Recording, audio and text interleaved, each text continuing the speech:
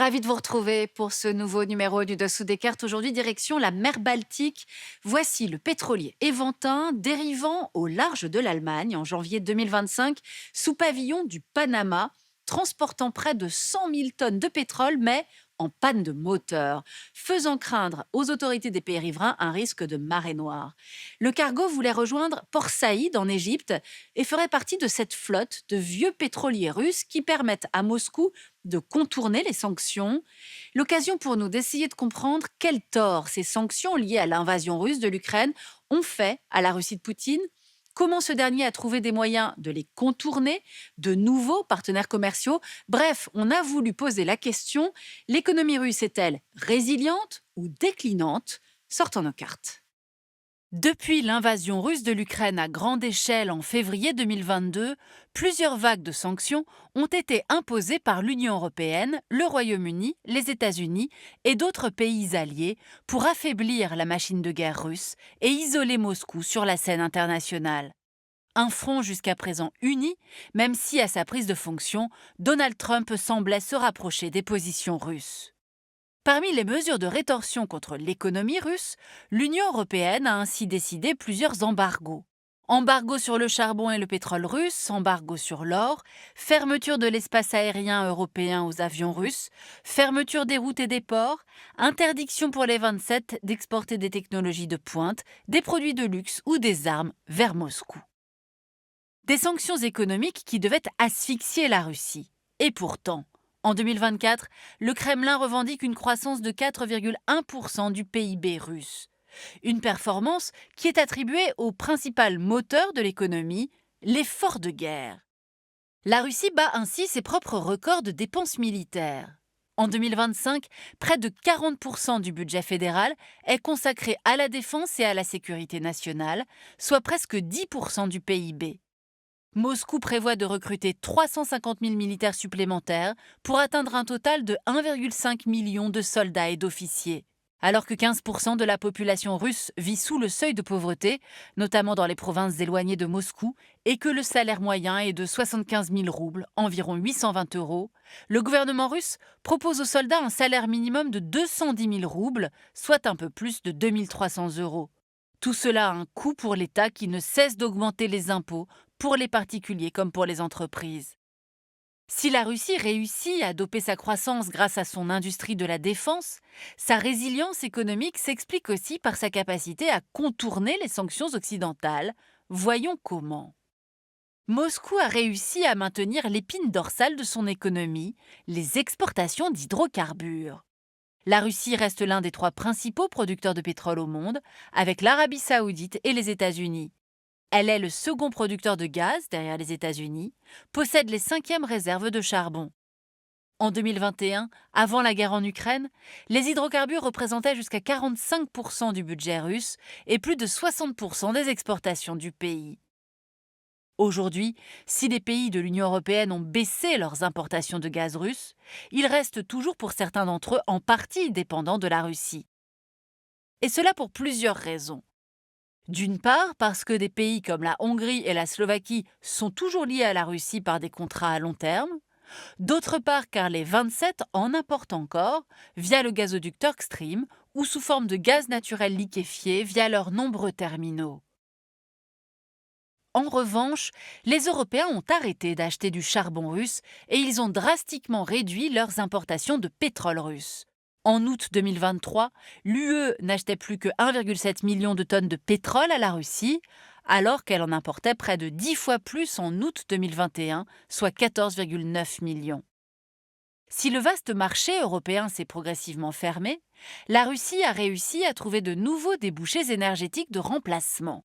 Direction l'Asie. La Chine et l'Inde sont devenus les principaux clients de Moscou. En 2023, 58% des exportations de pétrole russe ont été dirigées vers les 2 géants asiatiques. Pour continuer à exporter librement son pétrole, la Russie a également réussi à contourner les sanctions grâce à sa flotte, on l'a vu, de bateaux fantômes. Alors de quoi s'agit-il ? En 2022, les pays du G7, l'Union européenne et l'Australie interdisent le transport du pétrole russe s'il est vendu à plus de $60 le baril afin d'assécher les revenus de Moscou. Mais grâce à des sociétés écrans, la Russie achète de vieux tankers et les fait naviguer sous un pavillon de complaisance afin d'échapper au plafonnement du prix du baril.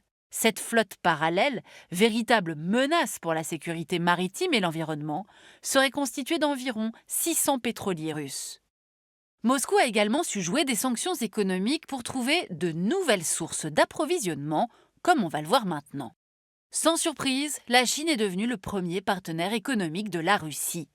Le commerce entre les deux pays a ainsi progressé de 1,9% en 2024 pour atteindre près de 245 milliards de dollars, un niveau jamais atteint. La présence chinoise en Russie est désormais écrasante dans des secteurs comme l'automobile ou la téléphonie mobile.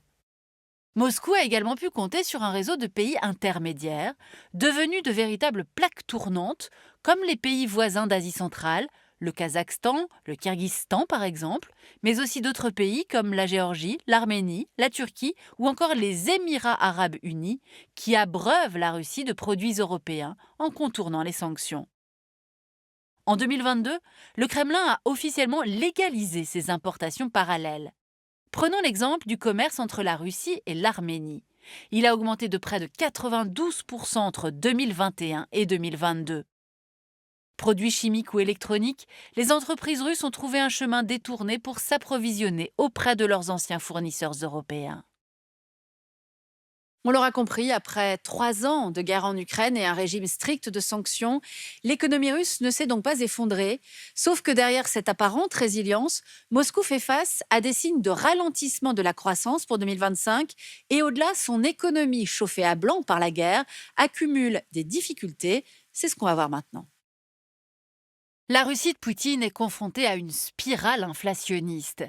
En 2024, la hausse des prix était officiellement de 10%, plus du double des objectifs du Kremlin.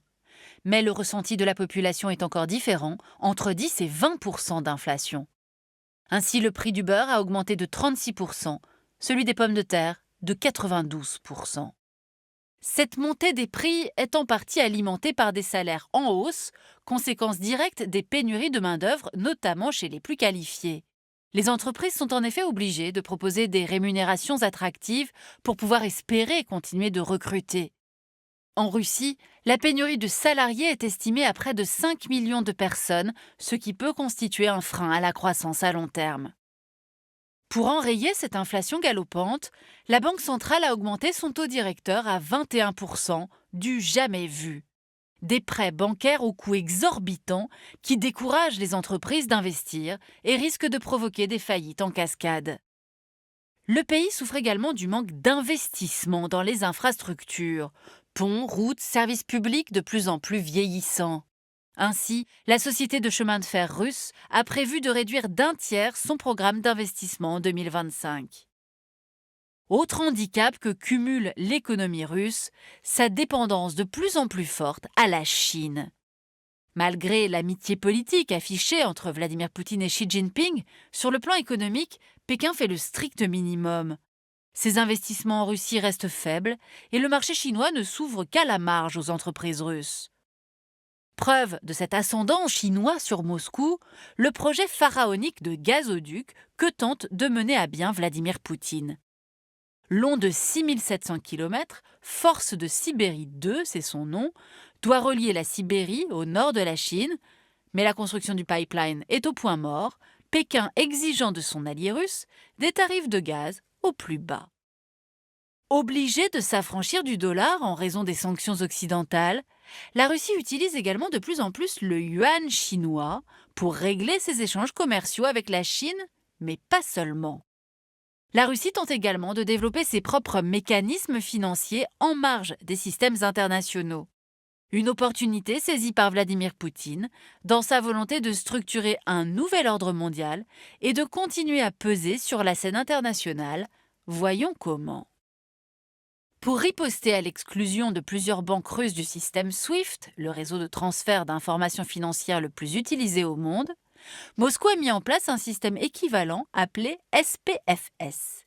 Les systèmes Visa et Mastercard ont quant à eux été remplacés par les cartes MIR.